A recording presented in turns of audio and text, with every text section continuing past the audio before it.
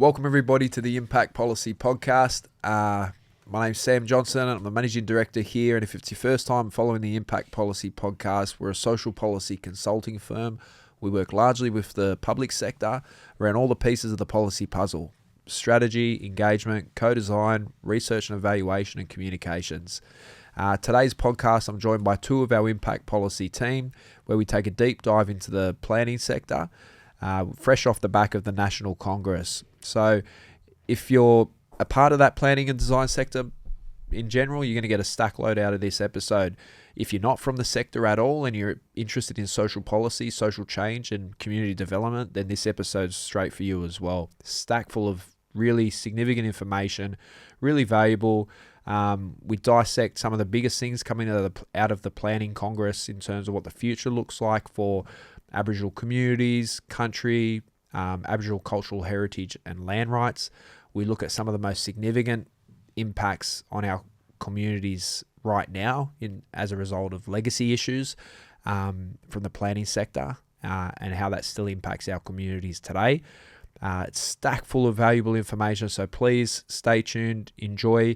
And if you're a returning visitor to the podcast series, one thing that I do know recently is that out of all the people that watch this, less than 5% of people actually follow or subscribe to our series. So if you get value out of this podcast series, please take a moment to follow, subscribe, and share it with your networks.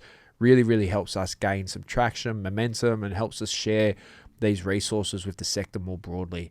We're continuing to get information and feedback back around how valuable these episodes are as resources to the sector more broadly, and we really, really want to continue to invest into bringing great content that's really valuable for our people and our sector more broadly out to you as well. So please follow, subscribe to us on YouTube, on LinkedIn, and wherever else you consume the content from as well. So please enjoy today's episode, and thanks for joining us.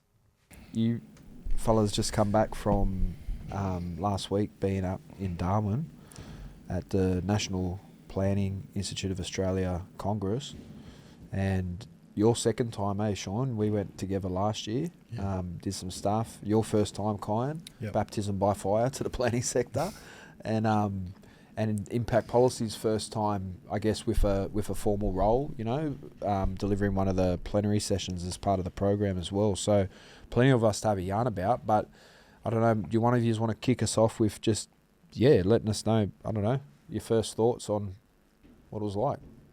Yeah, I think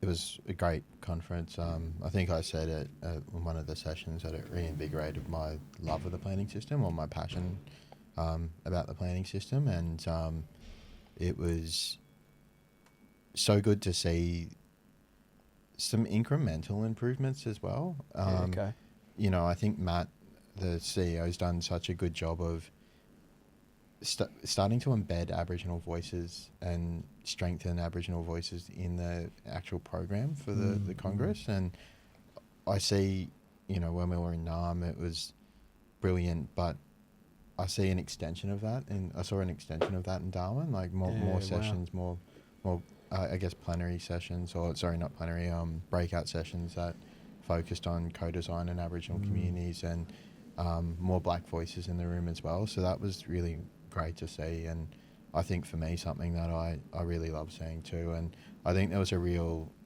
interest from planners and desire from planners to not just work better with Aboriginal communities, but really understand how to work better with country and center voices of Aboriginal people in talking about country as well, and how to change the planning system to do that. So I thought it was brilliant. Yeah, exciting. It's nice to see that sort of shift away from thinking about, I guess, the intersection with our communities and country as being like a social sort of aspect in terms of inclusion and engagement and participation, and more about actually centering our communities and country to how we do this work great more broadly for the whole of the sector. Kuyan, first sort of exposure for you, coming off the back of, last 7-8 years in the sort of justice and communities sort of sector in the public sector.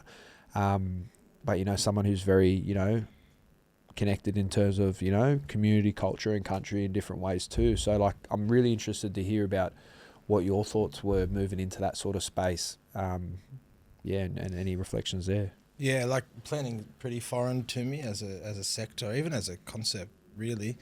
So I went there, you know, with Sean talking about like more co-design stuff, like things that are in my wheelhouse and experience. But I was surprised how relevant, you know, the planning sector was to me and like my experiences or things that are important to me. You know, you're talking about land rights and treaty and community having agency over country and being empowered to care for our own country and make decisions for our own country, which, you know, any mob who are connected to these sort of spaces would understand those concepts. And it was, I was sort of shocked at how really interested I am in the planning sector, because how it's really centered around all those things for us and how it affects us. And it was a really enjoyable experience. There was a lot of deadly mob there that I sort of knew of or knew about through you fellas, and I got to meet them and hear them talk with them. So I learned a lot. It was really enjoyable. Yeah, okay. How would you describe it for other mob outside of the sector, if they're thinking about, you know, this sort of space and different things like that? Like, how would you sort of talk to the significance of, you know, this based on last week, you know, like key sort of reflections or points that you would take away to sort of, you know, have them coffee yarns or different things with different people? Yeah, I guess for more outside the sector like myself, you know, planning probably seems something that's foreign or not something that sounds super interesting. But if you're a mob who are interested in caring for country and land rights, treaty, having agency over our own communities, you know, planning is sort of where we need that voice and where we can have an influence and impact on the decisions that are made that impact our people in our own communities. What about you, Bar? Anything you'd sort of talk to further to that? I think the planning system, and I can't quite remember who said it, but someone did say it at the conference. The planning system was a driver of colonisation in this country, and it was a driver of dispossession. It played a significant part in removing our access to country and our sovereignty over country. Absolutely. But I think when we look at who the first planners were, Guri people were the first planners. We managed country, we cared for country, we had a custodianship over country for, you know, tens of thousands of years, maybe 100,000 years. We have ways of nurturing and caring for country that I guess even you look at modern land management practices have tried to incorporate as well. And it fits within our notion of what we should be and who we are and what our culture is as well. And I think there's an immense opportunity for us to be involved in the planning system, like Kuyan said, to assert our rights around country. Yeah, absolutely. To make sure that we are fulfilling our responsibility in the way that we care for our country as well. So I think it has so many parallels with the way that we understand land management and land use, and there are so many parallels, but it's a hard one because there's also, I guess, tension within that too. Like the system is very westernized, so it looks at land use in an extractive point, or from an extraction point of view, like how can we manage land to get an outcome, whereas for us, I guess it's a bit flipped, isn't it? Like we want to manage land to care for country. It's a different sort of process and a different outcome that we're trying to achieve in a way. So I think there's a great deal of opportunity where I'd like to see is that shift towards centering country and centering country outcomes for our mob and providing an opportunity for us to really care for country and access land again as well. Yeah. So I think, there's a great deal of opportunity, and I think in order to assert our rights around it, we need to have more black planners as well. So yeah, Absolutely.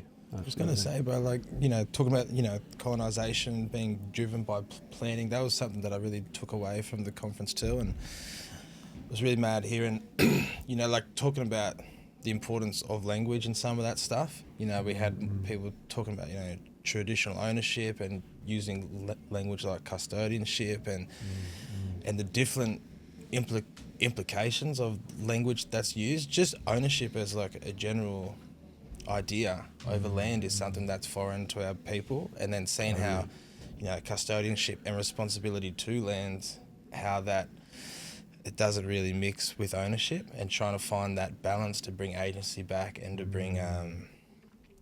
bring care for country back to the forefront. I think someone was talking at the conference about reimagining planning to put care for country at the forefront, and I think it was Ellie Davidson. Is that Ellie's last name? Yeah. She said, well, we don't really have to reimagine it because it existed not that long ago here. I love that. Like we talk about language, like in ours, Guni Nurambang. My auntie Tisha's going to kill me if I said that wrong. I hope she don't watch it. But it's mother country. You know what I mean? Like it's mother country. If you introduce someone to your mother or your nan, like you belong to her, you have responsibility towards her, but there's no ownership. And just changing like the language and the way that we describe country as well. And there was a sis there from New Zealand, yarning to her, like whenua to whenua, it's placenta country, same language, so a lot of Indigenous thinking is rooted in responsibility to, not ownership of. Yes. And moving away from responsibility to our communities and country as like some futuristic thinking back towards it actually, we inherently understand it. And I guess being blackfellow going to this planning event, which is foreign to me, these concepts are really simple for us. Yeah. They're only really complex in white institutions. For us, it's actually the way we see things inherently. Yeah. Absolutely. That's actually a really good point around what Ellie said as well, and I think it sort of reframed the conversation, because it's not something that we need to, it's not a new concept, it's something that we've implemented successfully before. Even that's probably white language to use, but we've been doing that, we've been practicing that for 60 odd thousand years more, and I think it was also nice to hear that sort of just outlaid and spoken of and acknowledged. The other thing as well, in terms of how to, there was a questioner about, well, how would we go about changing the planning system to centre country? And Ed made a really strong comment around it can be done with the structure of the planning system at a state level. It can be done if there was the appetite for it, like whether there was the appetite from government or the political appetite for it. You could recognise sovereignty in the EPNA Act in New South Wales. You could recognise custodianship over country in the EPNA Act, and that would have that flow-on effect down to SEPs and LEPs as well. Or could if you wanted to develop out a SEP. And it's the same with Aboriginal cultural heritage. There's for me, if you recognise cultural heritage properly in the EPNA Act in New South Wales, and then had a ACH SEP, a standalone SEP, there would be so much better outcomes for mob and for ACH in New South Wales, where we would actually have proper management techniques and strategies and again, proper agency over what happens to our ACH, our cultural heritage too. So it's there, the solutions are there, but I think at times the planning system, and one of my frustrations with it is that the intent isn't. I think there's almost this like cult, like devotion to the system and the structure of the system. So it really, I guess, for me, it causes planners to tinker on the edges of policy, and it results in really just tokenistic or changes that are ineffective, really. And there needs to be a redesign of, I'm not saying the system, the structure of the system, but there needs to be a policy redesign to actually center country instead of just tinkering. You said something there, and it made me think about that. Like, there's almost like a real intersection between, like you talked about ACH and cultural heritage for people listening, and talked about some of the challenges with the sector, and it almost feels like an intersection between a friction between cultural heritage and colonial heritage in the sector. And you got this legacy system that has this parallel sort of colonial heritage, that reflects, for some that exist within those communities and those institutions is something that they're quite proud of in some spaces, and then in others that reflect, quite starkly like the detrimental impact on our communities as well. And so there's this real friction around like, well, if the system's gonna embed country and champion changes that recognise cultural heritage, then a big part of that is reckoning with that colonial heritage and history and confronting that, and that brings that whole yarn up around truth telling and different things like that in terms of how we navigate that sort of stuff as well. And that's hard for a system that is very white. It's not very heavily represented in terms of diversity and our people's voices and perspectives too. On that as well, as you said that, I think it's a good point around how our voices are really embedded into the system or not embedded, or prioritised in the planning system. So in New South Wales, colonial heritage is protected, but in a far better manner than Aboriginal cultural heritage. And there's more weight and emphasis placed on colonial heritage. So there's this disparity in terms of how our heritage and our culture is seen compared to colonizer culture or settler culture. Absolutely. And it's really stark. And I think that's a bit of a metaphor for how our voices have been either distinguished or, extinguished in the planning system or ignored in the planning system. And I think for me, that's sort of where a bit of my bitterness stems from, or my frustration stems from as well, because I feel that in order to change that, then you need to reframe the conversation and actually prioritise our voices in our culture. And when I say culture, I mean that does mean caring for country as well. And I feel that caring for ACH is also caring for country. Absolutely. And until we do that, then there's no way that we're going to properly change that power imbalance. And we're still going to have a system that prioritises colonial culture over Aboriginal culture. But yeah. Talk about some big things there. And I know that, I guess, coming off the back of Congress, some of the positives around that journey we can see is I guess how committed, national bodies like PR are to really embedding, this way of thinking and working and progressing towards as central to where we go to from here.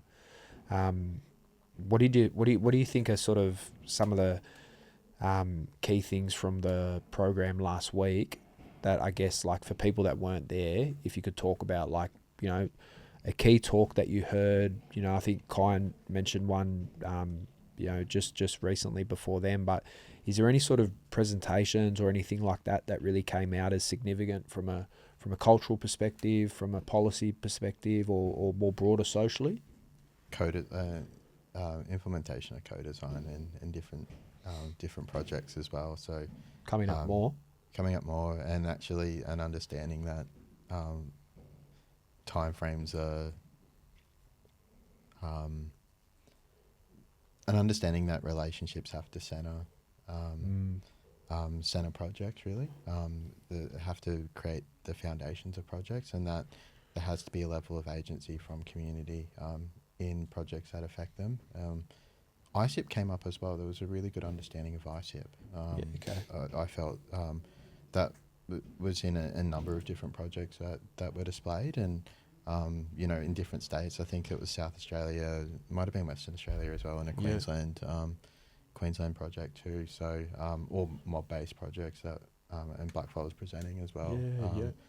And they were talking about how they integrated or gave control back to community around the use of their stories and what stories they wanted to interweave into the built environment as well. So there was a really good understanding of designing with countries too. And that for me was great. Now I think as well there was an intent and an intent to learn, and there was a real intent to really try and centre Aboriginal voices in the program and in the Congress. Ellie's research piece was fantastic too. Same with the Knowledge Circle's resources. Yeah, mad. Yeah, awesome. What about you, Brad?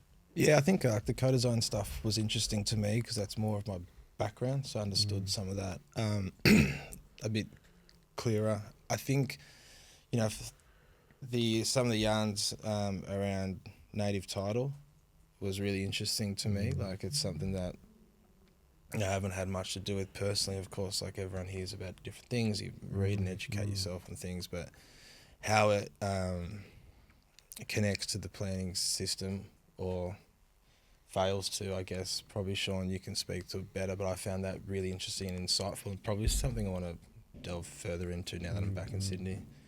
Sean, did you want to add to any of that stuff that Ed was speaking to? Yeah, so I guess in a New South Wales context as well, I should have prefaced the ACH stuff around that too, because different states are at different stages, and I've got a New South Wales bias, but in New South Wales there's that tension between the Land Rights Act and the Native Title Act, and it's still yet to be properly resourced or really properly resolved. I think different reviews and have looked at I guess the inadequacies around previous attempts, or that there were no previous attempts. They've identified it as a problem, but there's been no real solution put forward to resolve them apart from ILUAs, like the Indigenous Land Use Agreements, and that's significantly under-resourced as well. So I think Sis was talking about an ILUA that they did up in Queensland as well, and one of the communities up in far north Queensland. So that was really interesting. And obviously a strategy, I guess, for almost like joint management of land that's got a land rights claim and also a native title claim on it. I'm a bit of a novice when it comes to native title as well. I'd probably know a bit more about the Land Rights Act, and you'd speak to like Laux, that people that work at Laux that know 100 times more than me too. So, and Ed is like just has a just walking encyclopedia. Yeah, like just crazy. Sorry, bro. I just said just great ally for driving a lot of this sort of stuff for our supporting our communities on that journey. Never met someone so knowledgeable about like legislation and legislative frameworks in different jurisdictions as well. So it's so good to like actually be able to yarn to him about it and look at the pros and cons and strengths and weaknesses as well of different jurisdictions and I guess different legislative frameworks and how that affects our mob too. I think it was that was refreshing, not refreshing, but that was I guess spoke to the nerd in me as well. So I think like it was a pretty interesting conference because you had conversations around like AI and building for the future, and like these really out there sort of concepts, and then you had other conversations about decolonising the system all on the same day. You know what I mean? Mad. Yeah, so it was Here for it. it was a bit, yeah, it was an interesting mix. Yeah, The AI stuff was freaking me out, so I'd have to go to another speaker talking about like decolonising the public sector. And, I feel better now. I feel more comfortable. My people. Yeah, my people.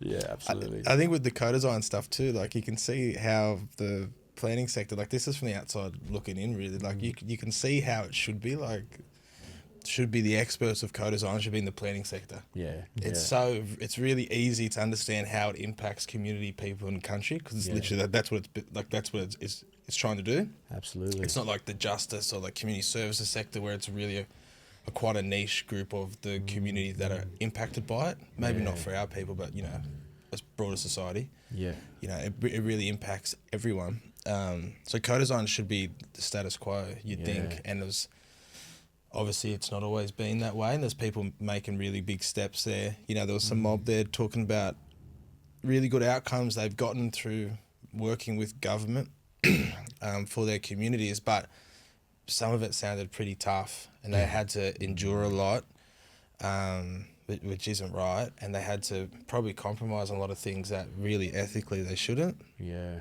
And then there was other examples like mob down from Murray Bridge in South Australia who partnered with their local council to build space for mob that like told some of their stories, you know, of country, like so that they could pass them on to their kids. And it was really beautiful to see how that had happened, you know, like, and a lot of yarns there were from non-Indigenous people in the sector was, you know, time frames, you know, the normal stuff, time frames, complex working with community who have different voices that don't always align, you know. And I think the big takeaways from the yarns we had was we live in a democracy. yeah, White fellas, Australia gets to disagree with each other all the time. We just had a federal election. absolutely. Like, you got to give mob the same right to have competing voices. Absolutely. And you don't need to build relationships. You know, planning sector, obviously, there's time frames, sometimes really big, long time frames, but often not long enough to do co-design effectively. Definitely. And if that's your constraint and you can't push back, or you feel you can't push back on them, like to start building relationships in the communities that you impact prior to projects, Yeah. do it as something that's like just to build your own capacity and ability to implement effective projects. And I guess how foreign some of these concepts were to some people there was surprising, and then some people who were just really invested in it. Yeah. It's yeah, it was a bit of an eye opener actually. Yeah. There Interesting. There was actually one part with that mob down in South Australia that, so when they were talking about embedding some of their stories into the design of this place, and the co-design process, I think you always say it's that feedback loop that we've got to give them, and talking back, we've got to give them the opportunity to talk back. And in this case, they actually, council got the story wrong. They said it was a brilliant design, but they had one of their ancestors going up the river instead of down the river, so it was going the wrong way. Yeah. And in the initial design, they got that wrong, so they had to change that. But they did that. They were only able to do that because they were given the opportunity to provide, or that feedback loop was actually developed into the process. So they were given the opportunity to come back and speak to what was being developed and devised. And, we always look at it as an accountability measure at Impact Policy. And we talk about the need to make sure that we're interpreting things accurately from the community's perspective and point of view, and shows you how things could, how important that part of the process is. And that it's integral, because it could have just completely changed the story if they didn't have that in there. Absolutely. So that was a really good little insight, or sort of something that popped up as well. Like Kuyan said, there was a lot of time for, that they were talking about time frames, and someone asked if we could build relationships quickly, and it's like, you can, but also I probably didn't give as good an answer as this. I can't remember what you said, but you said something amazing. And Thank you, Sean. I agree. It was. Wasn't that amazing? Because you don't remember it. I think that you start building relationships before you get project timelines. You know, like that's really at the core of it. And I think, you know, what we were speaking to a bit out there was that if you don't value the voice of community and value the people that have these stories, like the mob down at Murray Bridge, if you don't really value it and you see it as something that you need to do to say you've done a co-designed co-designed a project, you're always going to come up short. Because if you don't really value the voices of people who live in those communities, it's really just going to be extracting things that align with you. Even if you make a conscious decision not to do that, if you don't truly value what they have to say, you're only listening out for things that serve you. Yeah. And it's probably true in every sector, and it's probably something that we come across a lot. And I reckon it's something I did when I was younger too, before I really became conscious of it. Especially if you think that you have good intentions, which you'd like to think a lot of people do, you're probably even more susceptible to it because you've gone to university potentially, you've got experience, you've done other work. This mob you're going to speak to, they don't have your experience and education from your perspective, which is incorrect, but and you really want to help, and the way you think you help is to impose your own thoughts and beliefs into the work that you do. And when you're the planner, or whether you're working in a government institution or like us as consultants, the power sits more with you. So you have to actively and continuously at every step hand power over to mob who are experts of their own community and country, and it has to be active, like it has to be purposeful at every step. And that means investing time into it, which is really the biggest resource in a project is time. And if you think you're too time poor, then that means like when there are time constraints, the first thing you deprioritize is the voice of mob, which means it's at the lowest of the priority list, even if that doesn't reflect you personally and you do value it, you have to actively push back. Absolutely. I think there's a really key takeaway for people listening, and I think all of us have experienced it. Like none of us are planners by trade, you've worked in the planning sector, you're now starting to do stuff in the planning sector as well, but none of us have come from, as trained planners, working, specifically in terms of, that sort of stuff as well. But I think one of the biggest things I think we've all touched on in this conversation is the fact that, we talk about like I think the biggest thing for me as a black fella coming into the planning space was actually realizing how critical it was and how powerful working in this space is for our communities for the future. And working in community before I came into government, like I was just so condensed to the deficits that we see in our communities all the time. So thinking about justice, thinking about health, thinking about education, and all the challenges and complexities that we're trying to navigate, and affect as well through our work. But I guess what language am I trying to use? I guess the biggest lesson that I found when I came into the planning sector was actually like, this is a real opportunity for us to like, I feel like there's not many people that I know in my family or community that are actually conscious of how detrimental this system has been to our communities and country, until you sit in it for a bit, and then it makes sense straight away. Or you go to Congress and you 100, like it just, or automatically the dots connect. But outside of that, we often, focus in on the other sort of social determinants that we sort of see every day in our families and in our communities. But when we think about this sort of space, we think about like the real opportunity we have for significant impact for everything that you've talked to around land rights, around cultural heritage, and all this sort of stuff as well in terms of what the future can look like. It's I just think it's such a critical piece for us to be a part of, and we need more of our communities involved in this sort of space. I think one of the points that I made was that we've already got so many blackfellas working in and around this space, whether it's in a formal role or an informal role too. Like, we are subject matter experts already in the planning system. We just don't have the qualifications to say that we are, at least the westernised institutional qualifications. And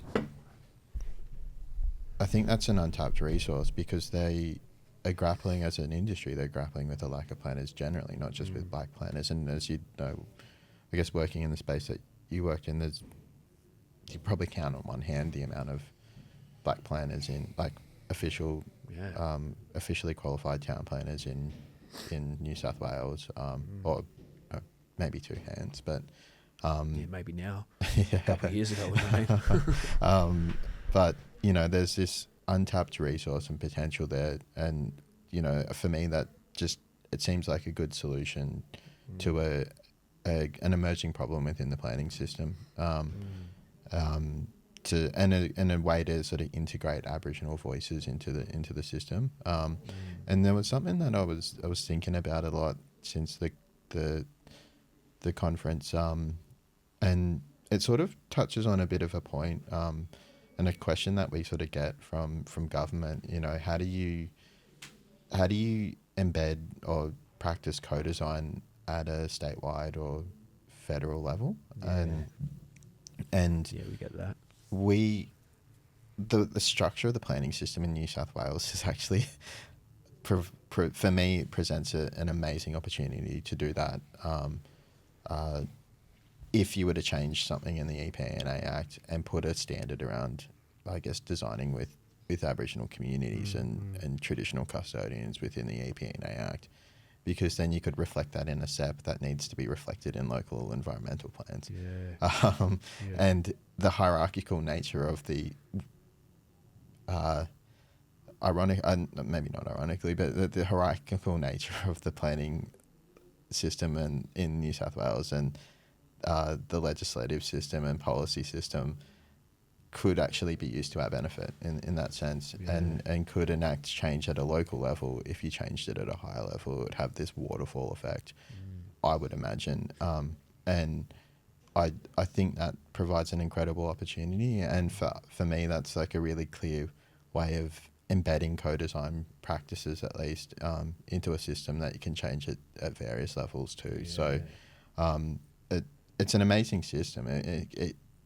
It's structured in a way that you can enact real change. We've just got to, I guess, look at how we better embed our values, our cultural practices and values into it, in a way that still allows us to have a level of control and an agency over as well. So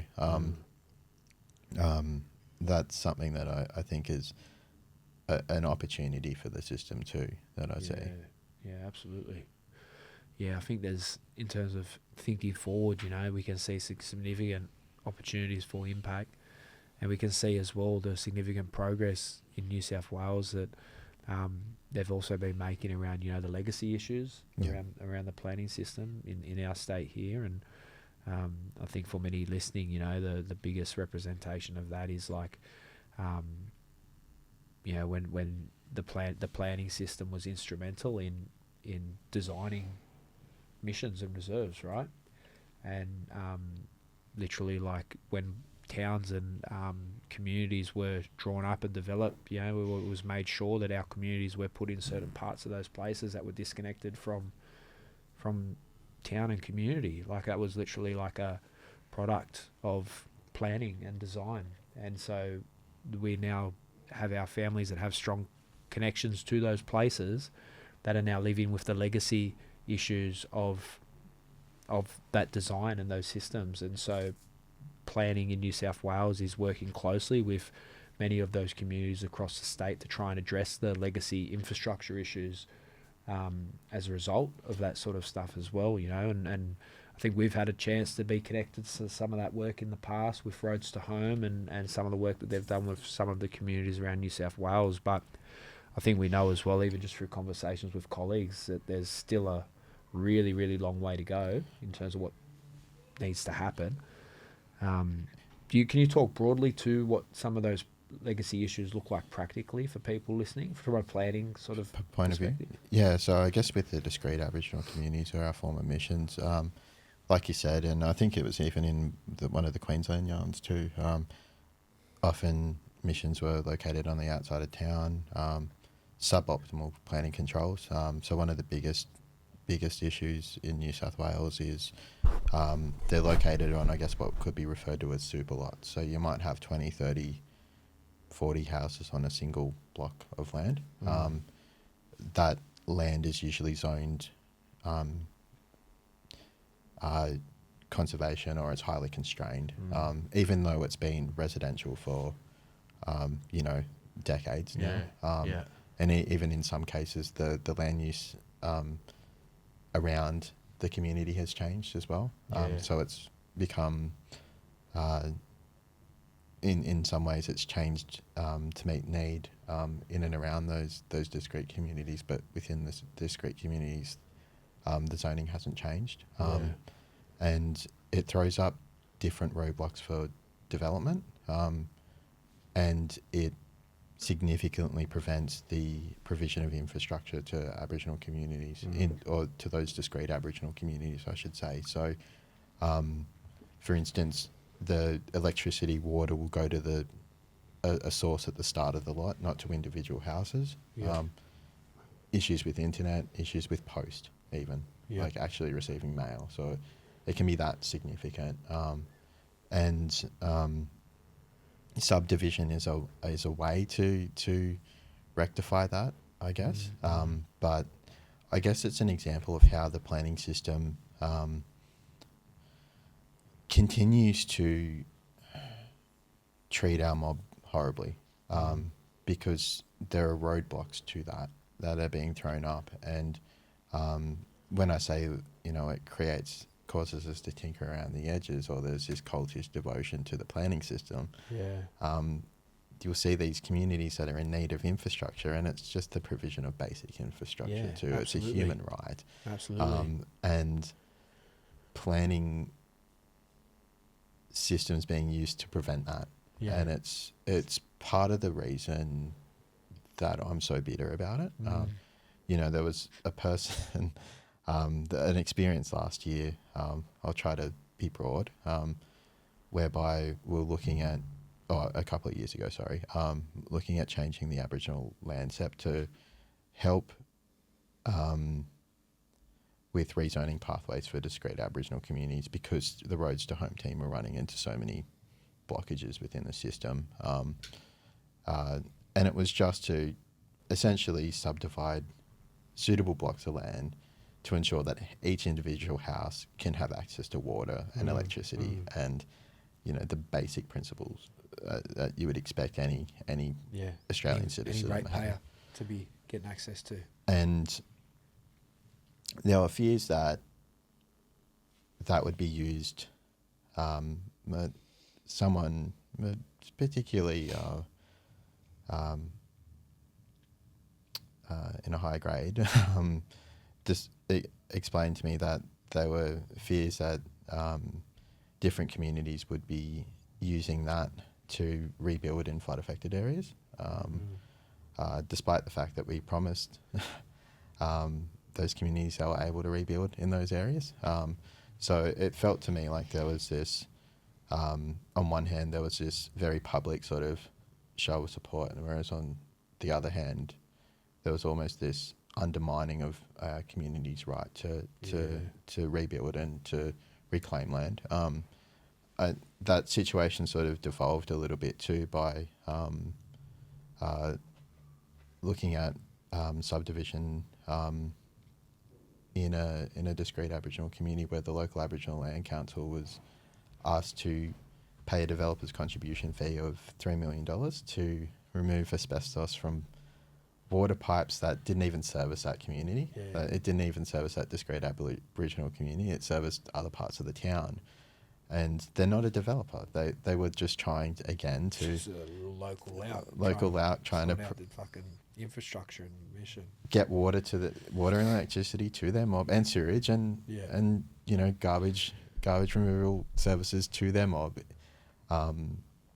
in a discrete Aboriginal community, and they were being prevented. And the viewpoint from that same person was, well, we need to maintain good relationships with the local council, and then wanted me to basically consider or make that action. So I was lent on heavily, and you know, I It's probably the only Aboriginal staff member in the meeting. Exactly right. So one of the Surprise, Aboriginal, surprise. the ED wanted the Aboriginal staff member to run back and make that decision, despite weighing heavily, and I ripped it, like ripped them. And it wasn't an ED that I reported to or worked for, I should say. But they were at Congress.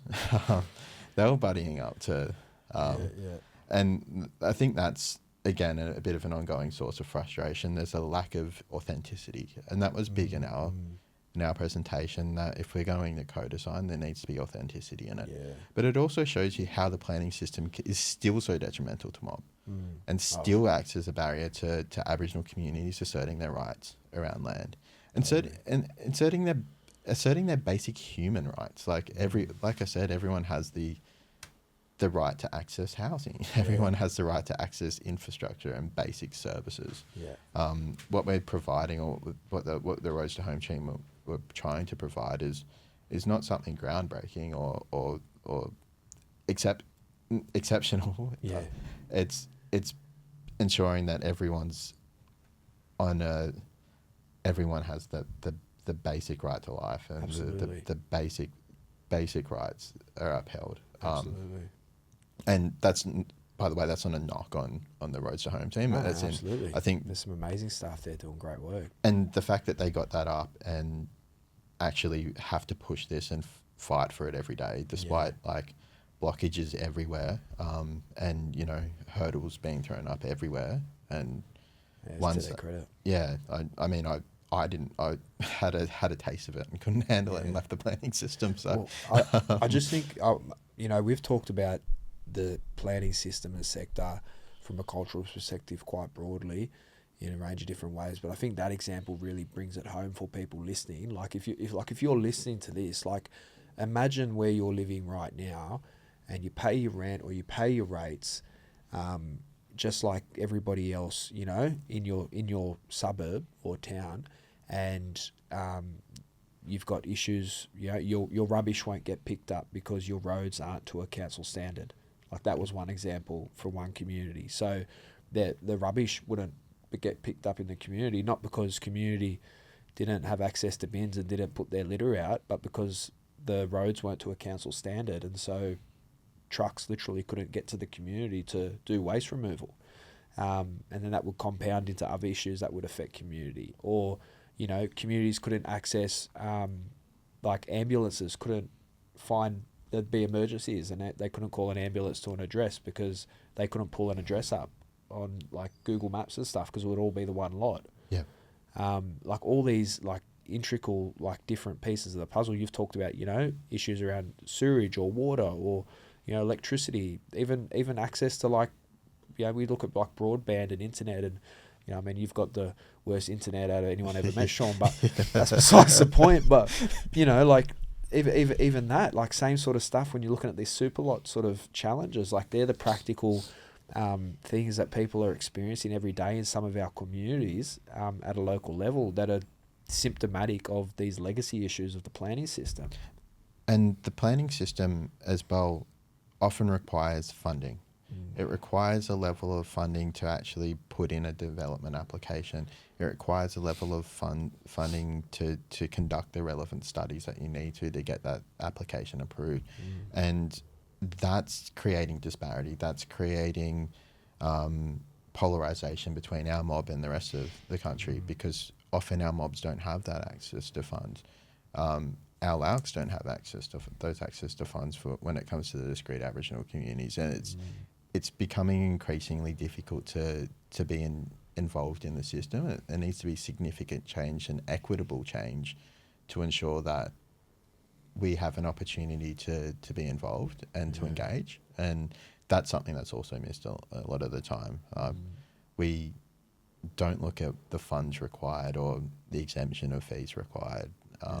And I think exempting some of our communities, particularly around our discrete communities in New South Wales, from paying some of those fees and having to seek some of those, having to front up the fees for some of those studies. I think the study should be done, but I think that they should be exempt from having to pay for them, and because it was a problem created by government, right? Yeah. It's not created by our communities. Totally. So it's a problem created by government that our communities are trying to resolve, and that government's stopping them from resolving, despite agreeing to the fact that it is an issue that they created and needs to be resolved. So it's really backwards processes. But yeah, sorry, that is quite...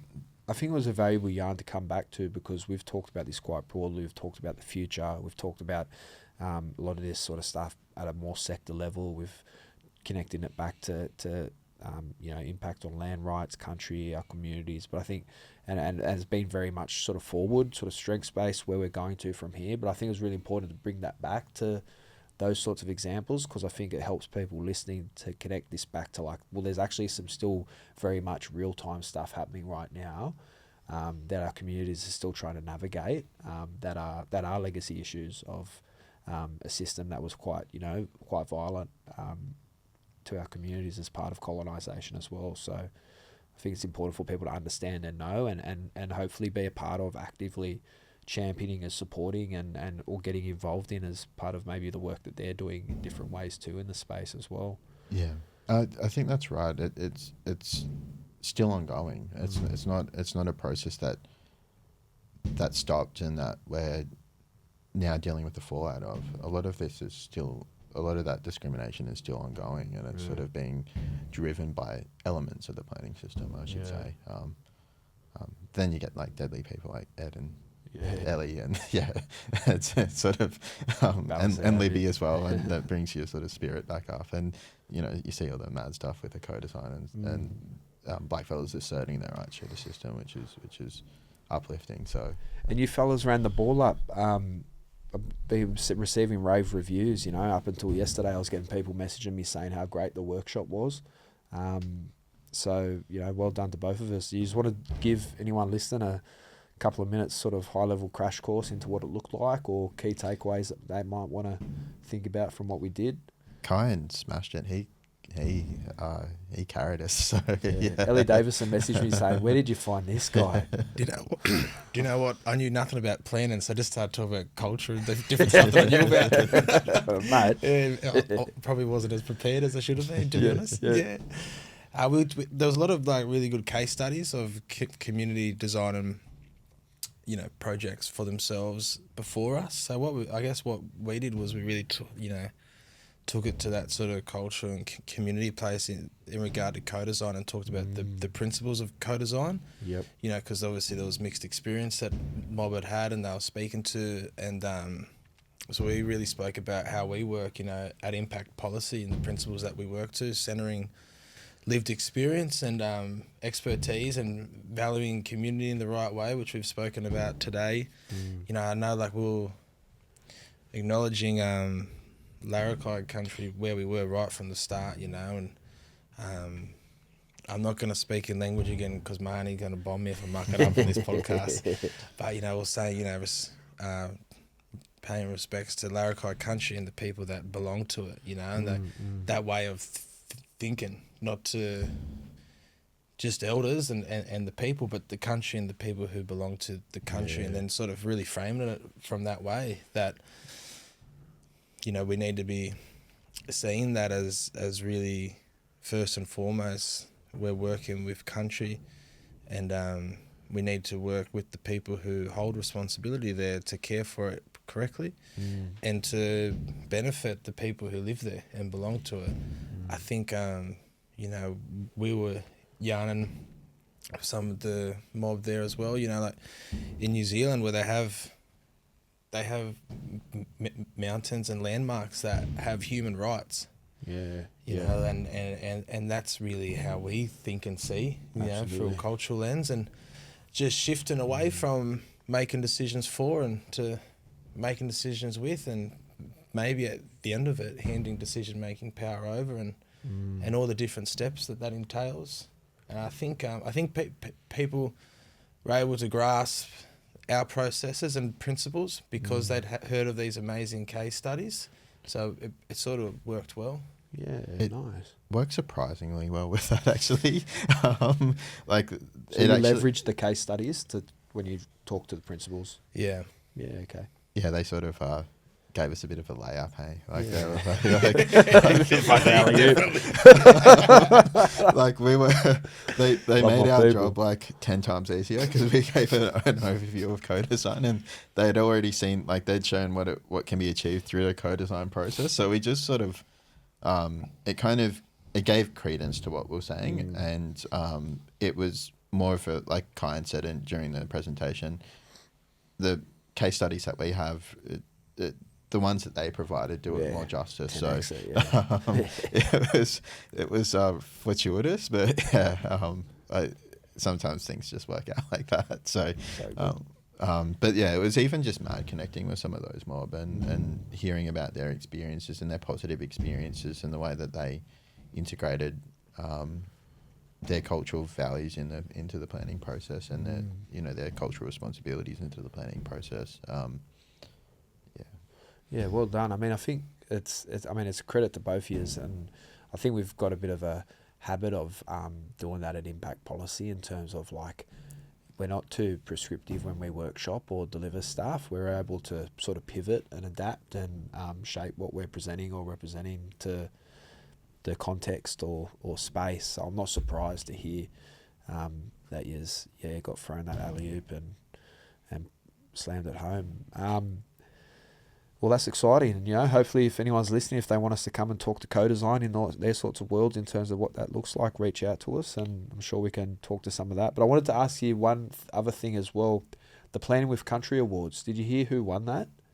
The awards, Planning with Country Awards. No, I didn't actually. It was Department of Planning and Environment's. I'm pretty sure it was Stu Jordan's team. Oh, cool. Is it the that's the Cumberland Plains Biodiversity? Cumberland Plains Conservation Plan, is it? I'm pretty sure it was. I'm going to try and pull it up. If it is, that's a really good example of co-design in the planning system and actually meeting the different needs of Aboriginal stakeholders. So when they were talking about community having, like, different viewpoints, different needs, if Stu won that award, he did a phenomenal job of actually working through three really distinct parts of our really distinct parts of our communities.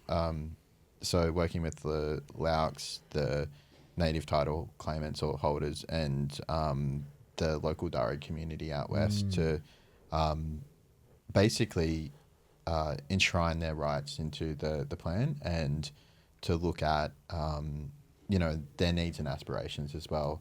So when people do say, "Oh, it's hard because community has such diverse views," like Kuyan said, well, it doesn't really matter when you do broader community consultation when it's mainstream, but also Stu showed exactly how it can be done. Yeah. And he did it.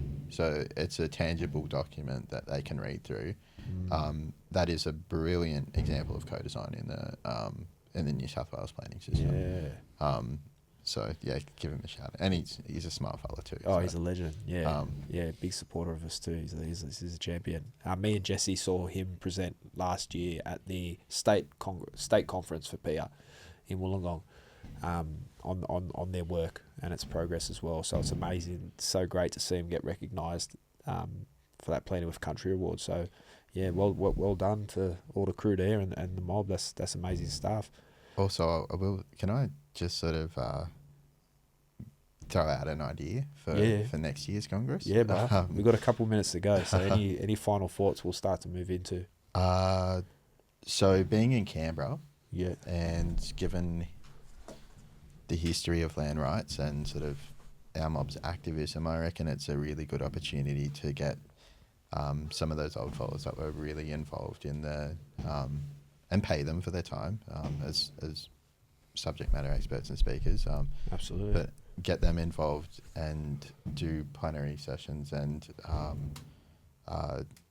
panels around the land rights movement and the motivations behind that and the struggles and the successes that they had with that. So guys like Uncle Gary Williams and some of those like really foundational sort of activists, and even looking at the 10 embassy in Canberra and getting some of the people who were involved in setting that up as well to come and talk. It's just, for me, like, blackness and activism is, there's so many different, the fight's been really long, but if we look at planning as an extension of land rights, or, if we're looking at the way that planning interacts with land rights, then we should be hearing from the people who are leading that movement too. Yeah, absolutely. What about you, bro? You hoping to make your way down to Ngunnawal country? Yeah. My great grandmother's from those ways down, the Carroll family. So it'd be good to get back there. My last thought might be a shout out, if that's all right. A bit of a yarn. Yeah. We presented after the Murray Bridge crew. They had an elder represented there who had co-designed a project down there for her community. Old aunt, I forget her name now, but she was sitting there and she was saying, I can tell what somebody's after and what they're thinking and what they want from their body language. I have a gift. I can tell what everyone's about. Yeah. And I can tell what everyone in this room's about. Anyway, I believed it too. She was scary. And then and she was mad, and I was loving it. And then we go to present after. Anyway, she's sitting dead in front of me while I'm trying to talk. Just up and down. Yeah. I've never been more conscious of how I'm sitting and my body language in my life. But she come and give me a hug after. I think she knew that she'd made me nervous. Shout out to old aunt from Murray Bridge. That was a real highlight for me, getting to hang out with her and hear her yarns. It was mad. Yeah, mad. Oh. And also just on that, even I just noticed the setup of the conference space. Did you fellas set that space up like that in terms of that circle style sort of presenting, or was it already like that in terms of the layout? Already like that. So that was set up. How'd that affect the flow or engagement or feel? Was it good? I felt way more comfortable. The day before it was a podium type setup, but the Knowledge Circle crew made it like a circle setup, and they just kept it for us. And it was much easier. Yeah, beautiful. There's a lot more of a conversation and like sharing knowledge than just talking down to a stage. Yeah, and it was actually. The stage was heaps creaky as well, so like we would have had to have changed a bit, like actually sort of walked up to the podium and as we sort of flipped through the slide, so it was like way better to bounce off each other and just like logistically easier. It was good. Yeah, it looks heaps better, and whenever I've been a part of it, it always just feels so much more engaging as well. And then somehow you fellas talked yourself into the gala dinner. I don't know how you's worked that out, but I didn't pay any tickets to it. So you got some friends in high places. How about us, Brad? I've never missed a free meal, not once in my life. Shout out to Larrakai country and Darwin and that, man. It's one of the most beautiful places I've ever been to in my life. It's unbelievable. I'll be going back for sure. And people looked after us, that's right. And I mean, it's a different place. Oh, it's crazy. You know what? It feels like you're overseas in a little way, because you leave here, it's freezing cold, and you get up there, it's 31 degrees. Everyone's in thongs. People are pretty. I mean, I've met a lot of people up in Darwin. I didn't meet too many from Darwin. I got to say that. I think a lot of people pass through the place, but the country itself is so beautiful. Yeah. I went to go for a swim, and they reckon don't come there because you won't come back. That's what sister girl there said. You could be going by yourself, son. That's right. But it's right up there. You post that picture, and I said, jump in. Windy. Mad. All right. Any final thoughts before we wrap? I think that was a big yarn. I wasn't looking at the time, but I'm pretty sure we've gone over an hour, so there's a lot there. But everyone all good? Happy days, Brad. Thank you. We'll chuck some links in the show notes for different stuff we've talked to, like the Planning with Country Award link to the Cumberland Plain sort of work and different stuff like that. We'll chuck some links in if you want to see some more of the staff that doing great stuff in that sort of space as well. We talked about the Roads to Home program, so we'll put some stuff in there with links to that sort of stuff if you want to actually hear about the real-time work. A lot of our mob are driving in that sort of space too, and maybe some links to Pia's Knowledge Circle and the work that they're driving as well. So yeah, a lot going on in the planning sector, a lot of exciting stuff in terms of the planning sector looking pretty black in the future. A lot of legends really trying to champion and drive that sort of stuff moving forward, and I think listening to Kuyan and Sean really sort of brings that home in terms of where we can go to from here. So hope you got something out of today's episode. Thanks for listening, and yeah, look forward to seeing you on the next one soon. Thanks.